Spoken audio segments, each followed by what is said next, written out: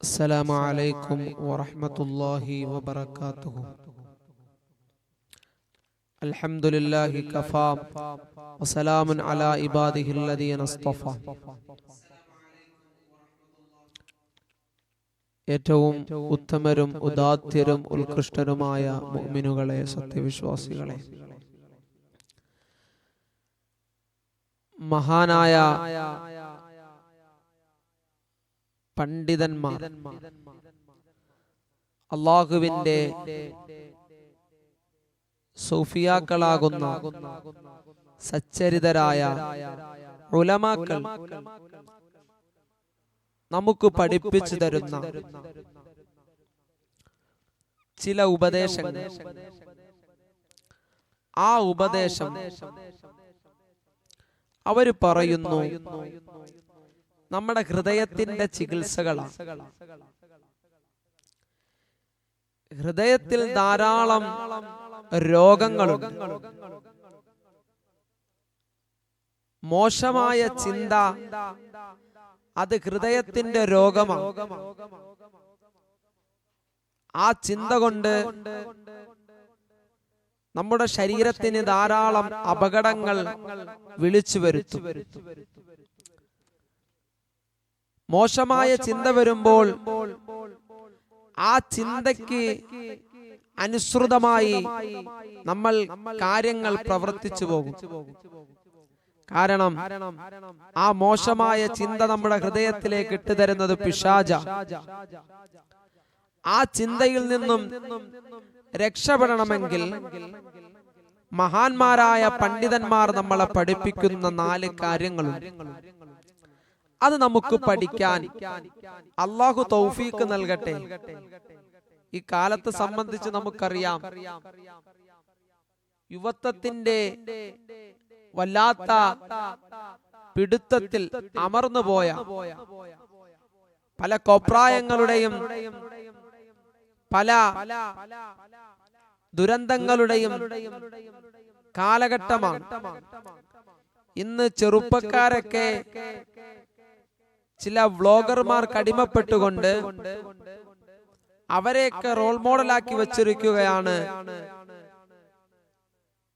7ാം ക്ലാസ്സിൽ പഠിക്കുന്ന കുട്ടിയാണെങ്കിലും 8ാം ക്ലാസ്സിൽ പഠിക്കുന്ന ആൺകുട്ടിയാണെങ്കിലും പെൺകുട്ടികളാണെങ്കിലും അവർ ചില വ്ളോഗർമാരാകുന്ന താരസുന്ദരന്മാരെയും താരസുന്ദരിമാരെയും അനുഗമിക്കുന്ന ഈ കാലഘട്ടത്തിൽ നമ്മുടെ ഹൃദയത്തിന്റെ ചികിത്സയെക്കുറിച്ച് 4 കാര്യങ്ങളാണ് മഹാന്മാരായ പണ്ഡിതന്മാർ നമുക്ക് പഠിപ്പിച്ചു തരുന്നത്. ഒന്നാമതായി ഹൃദയത്തിന്റെ ചികിത്സ മഹാനായ റസൂലുള്ളാഹി സ്വല്ലല്ലാഹു അലൈഹി വസല്ലമ തങ്ങൾ പഠിപ്പിക്കുന്നു. മജാലിസത്തു സ്വാലിഹീന, മഹാന്മാരുടെ സദസ്സുകളിൽ, സ്വാലിഹീങ്ങളായ ആളുകളുടെ സദസ്സുകളിൽ പോയിരിക്കുക. ആ സദസ്സുകളിൽ നമ്മൾ പോയിരുന്നാൽ നമുക്ക് കിട്ടുന്നതായ പ്രതിഫലം എന്താണ്? സ്വാലിഹീങ്ങളെ സംബന്ധിച്ചിടത്തോളം അവർ വിളമ്പുന്നത് വളരെ ആനന്ദമായ, വളരെ ആസ്വാദനമായ, വളരെ സുന്ദരമായ വിഭവങ്ങളാണ്. എന്താണ് അവർ തരുന്നത്? അവർ പരിശുദ്ധമായ ഖുർആൻ, ആ ഖുർആനിന്റെ സന്ദേശങ്ങളെ, ആ ഖുർആൻ ഓതുന്നതിന്റെ പ്രതിഫലങ്ങളെ കുറിച്ച് നമുക്ക് അവര് പഠിപ്പിച്ചു തരികയാണ്. സഹോദരങ്ങളെ, എത്രയെത്രയോ സ്വാലിഹീങ്ങളുടെ സദസ്സുകൾ നമ്മൾ കണ്ടിട്ടുണ്ട്, എത്രയെത്രയോ സ്വാലിഹീങ്ങളുടെ സദസ്സുകൾ നമ്മൾ കേട്ടിട്ടുണ്ട്, ആ സദസ്സുകളിൽ നമ്മൾ പോയിരിക്കാറുണ്ട്. സഹോദരങ്ങളെ, സ്വാലിഹീങ്ങളായ ഉലമാക്കൾ വഅദ് പറയുന്ന സദസ്സുകളുണ്ടല്ലോ, ആ സദസ്സുകളിൽ റഹ്മത്തിന്റെ മാലാഖമാര് വന്നിറങ്ങുകയാ. ആ സദസ്സുകളിലാണ് റഹ്മത്തിന്റെ മാലാകമാര് വന്നിറങ്ങുന്നത്. ആ സദസ്സിൽ പറയുന്നതായ വാളുകളുണ്ടല്ലോ, ആത്മീയ അനുരാഗങ്ങളുണ്ടല്ലോ, ആത്മീയമായ അറിവുകളുണ്ടല്ലോ, അത് മനുഷ്യനെ മോശമായ ചിന്തകളിൽ നിന്നും അവന്റെ മൈൻഡുകൾ, അവന്റെ ഹൃദയത്തെ കൂട്ടിക്കൊണ്ടു പോകുന്നതാണ്. ഇലാഹായ അല്ലാഹുവിന്റെ ചിന്തയിലേക്ക്, അല്ലാഹുവിന്റെ സാമീപ്യം കിട്ടുന്ന, അല്ലാഹുവിന്റെ റഹ്മത്ത് ലഭിക്കുന്നതായ കാര്യങ്ങളിലേക്ക് കൊണ്ടുപോവുകയാണ്. സഹോദരങ്ങളെ, നമ്മുടെ ഹൃദയത്തിന്റെ ചികിത്സയാണ് സ്വാലിഹീങ്ങളായ ആളുകളുടെ സദസ്സിൽ പോയിരിക്കുക. അങ്ങനെയുള്ള സദസ്സുകളുണ്ടല്ലോ. ഇന്ന് എത്രയെത്രയോ ദിക്റിന്റെ സദസ്സുകളാണുള്ളത്, ഖുർആൻ പാരായണത്തിന്റെ സദസ്സുകളാണുള്ളത്. അതുപോലെ നമ്മുടെ പള്ളികളുണ്ടല്ലോ, ആ പള്ളികളൊക്കെ ഇന്ന് അലങ്കാരമാകേണ്ടത് സഹോദരാ അവിടെ പരിശുദ്ധമായ ഖുർആൻ പാരായണം ചെയ്യൽ കൊണ്ടാണ്, ദിക്റുകൾ ചൊല്ലൽ കൊണ്ടതാണ്, പരിശുദ്ധമായ നമസ്കാരം നടക്കൽ കൊണ്ടാണ് നമ്മുടെ പള്ളികൾ അലങ്കാരമാകേണ്ടത്. പക്ഷേ അല്ലാഹുവിന്റെ ഭവനമാകുന്ന പള്ളികളുണ്ടല്ലോ, ഭൂമിയിൽ ലോകത്ത് അല്ലാഹുവിന്റെ റഹ്മത്ത് ഇറങ്ങുന്നതായ അല്ലാഹുവിന്റെ മസ്ജിദുകളുണ്ടല്ലോ, ആ മസ്ജിദുകളിൽ പോലും ഇന്ന് പേക്കൂത്തുകളല്ലേ നടക്കുന്നത്. ആ മസ്ജിദുകളിൽ എത്രയെത്രയോ അനാചാരങ്ങളോ, ആ മസ്ജിദുകളിലല്ലേ റിയാലിറ്റി ഷോകൾ നടക്കുന്നത്, ആ മസ്ജിദുകളിലല്ലേ ഗാനമേള നടക്കുന്നത്, ആ മസ്ജിദുകളിലല്ലേ ശിങ്കാരിമേള നടത്തുന്നത്. സുബ്ഹാനല്ലാഹ്, അല്ലാഹുവിന്റെ കോപമിറങ്ങാ.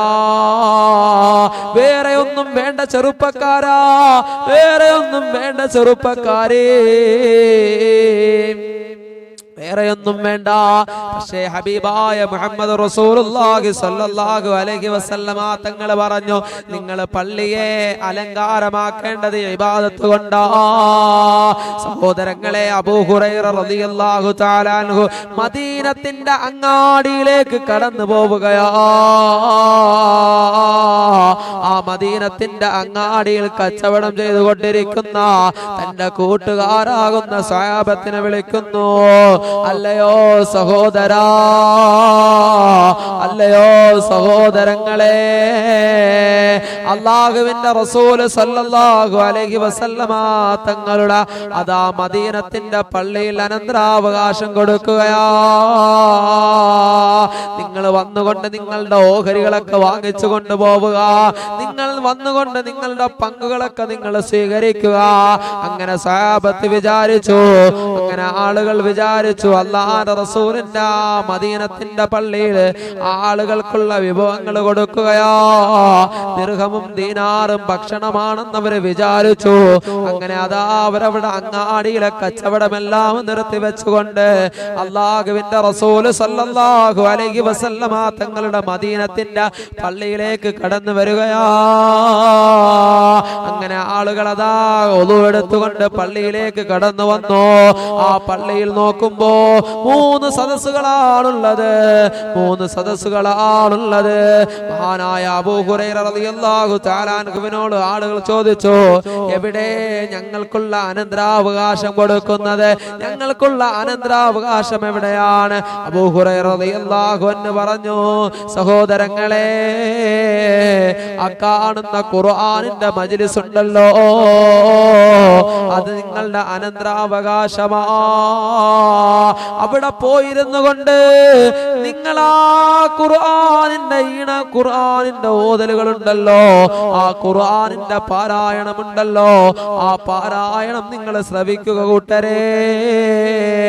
ആ കാണുന്ന ദിക്റിന്റെ മജ്ലിസ് ഉണ്ടല്ലോ, ആ ദിക്ർ ചൊല്ലുന്നതുണ്ടല്ലോ,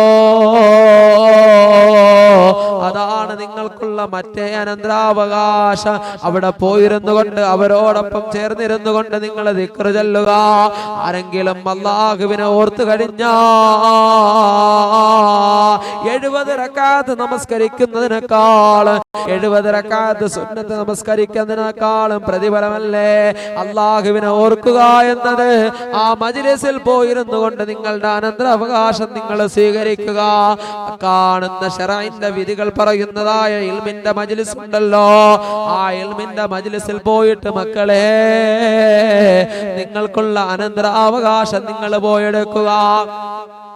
ദിക്റിന്റെയും ഒക്കെ ഖുർആനിന്റെ പാരായണം ചെയ്യുന്ന മജ്ലിസുകളൊക്കെ, അതുപോലെ ഇൽമു പറയുന്നതായ സദസ്സുകളൊക്കെ, സ്വാലിഹീങ്ങളുള്ള സദസ്സുകളിലൊക്കെ പോയിരിക്കണം.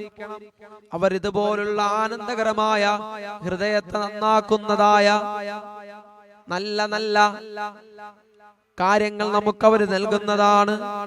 അങ്ങനെയുള്ള മജ്ലിസുകളിൽ പങ്കെടുക്കാൻ അല്ലാഹു നമുക്ക് ഭാഗ്യം നൽകുമാറാകട്ടെ.